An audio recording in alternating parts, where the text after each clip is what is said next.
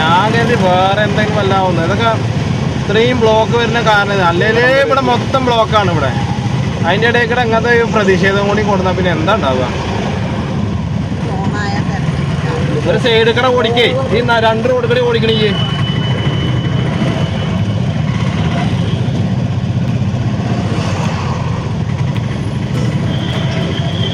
അല്ല, ഓനെ ഒരു സൈഡ് കൂടെ ഓടിക്കുക, എന്നാലേ നമുക്ക് കറക്റ്റായിട്ട് പോകാൻ പറ്റുള്ളൂ. അല്ല ഓരോ സൗകര്യത്തിന് ഓടിക്കാം, അല്ലെ പിന്നെ റോഡ് വാങ്ങണം.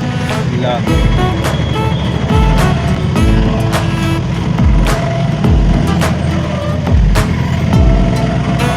അതുപോലെ ഇൻഡിക്കേറ്റർ ഇട്ടാൽ മതി. കറക്റ്റായിട്ടല്ല വണ്ടി ഓടിക്കണം. നമ്മൾ ഈ ഓരോരുത്തർ ഇല്ലേ, അതിനെ ഓരോരുത്തരും അവരുടെ ഇഷ്ടത്തിനെ ഓടിക്കുന്ന മതി. അല്ലാതെ ഇപ്പോൾ റോഡിൻ്റെ ഇഷ്ടത്തിന് കാലം ഓടിക്കും പറഞ്ഞാൽ പിന്നെ നമ്മൾ തെറ്റാൻ പോയി. പിന്നെ എന്താ പറയുക, ഞാൻ കുറേ വീഡിയോയിൽ എടുക്കാത്തത് കേട്ടോ. കാരണം കുറേ ആൾക്കാർ ഇങ്ങനെ റോങ്ങായിട്ട് വരുന്നതും ഒക്കെ ഞാൻ ഒഴിവാക്കിയിട്ടുണ്ട്. അത് ഒഴിവാക്കണം എന്താ പറയുക, ചില കാര്യങ്ങൾ നമ്മൾ ഒഴിവാക്കണം. അപ്പോഴാണ് നമ്മൾക്ക് നമ്മളെ തന്നെ അറിയാൻ കഴിയുള്ളൂ. ചില കാര്യങ്ങൾ നിങ്ങൾക്ക് മറ്റുള്ളവരെ അറിയിപ്പിക്കണ്ട എന്നുള്ളത് കൂടി നിങ്ങൾ ഒഴിവാക്കണം. അത് ജീവിതത്തിൻ്റെ ഒരു സക്സസ്ഫുള്ളായിട്ടേ വരുള്ളൂ. ഇതൊക്കെ അപ്രതീക്ഷിതമായിട്ട് വരുന്നതാണ് കേട്ടോ. അത് പിന്നെ ഒഴിവാക്കാന്ന് മാത്രമല്ല, പിന്നെ കോടതിപ്പടിയിൽ ഒരു പോലീസ് മാത്രമേ ഉള്ളൂ ട്രാഫിക്കിൽ. പാവം, അയാൾ മാത്രം ഒറ്റപ്പെട്ട് പോയി എന്ന് പറയാം.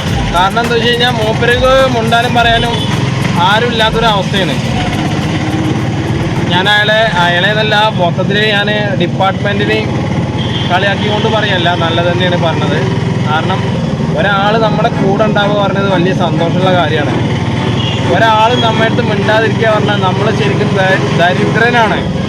ജീവിതത്തിലും മരിക്കുമ്പോഴും അത് നിങ്ങളെപ്പോഴും ഓർമ്മിക്കുക.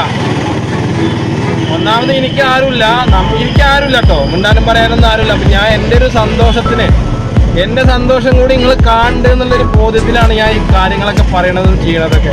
ഇതൊക്കെ ഓരോ സ്ഥലത്തും ഓരോ നാടുകളും നടക്കുന്ന കാര്യം തന്നെയാണ്. ഇവിടെ മണ്ണാർക്കാട് പോലീസ് സ്റ്റേഷൻ്റെ ആ ഭാഗത്ത് എന്തോ ഞാൻ ആദ്യം പറഞ്ഞിരുന്നു, റോഡിൽ എന്തൊക്കെ എനിക്ക് എടുക്കാൻ പറ്റിയില്ല. കാരണം ഇവിടെ ഒരുപാട് സെക്യൂരിറ്റി ഓഫീസർമാരുണ്ട്. അപ്പോൾ ശരിക്കും പറഞ്ഞാൽ എന്താ പറയുക, പോലീസുകാർ എന്ന് പറഞ്ഞാൽ ഭയങ്കര കഷ്ടത്തിലാണ് ജീവിക്കുന്നത്. ശമ്പളം ഉണ്ടാവും, ഇല്ല കിമ്പളം ഉണ്ടാവും എന്ന് കരുതാം. പക്ഷെ അവരൊരു മനുഷ്യനല്ലേ, മനുഷ്യന്മാരനെയാണ്. അത്രയും ആൾക്കാർ ഇവിടെ ഇതൊക്കെ പിടിച്ച് നിൽക്കുമ്പോൾ അത് കാണണ്ടാവും.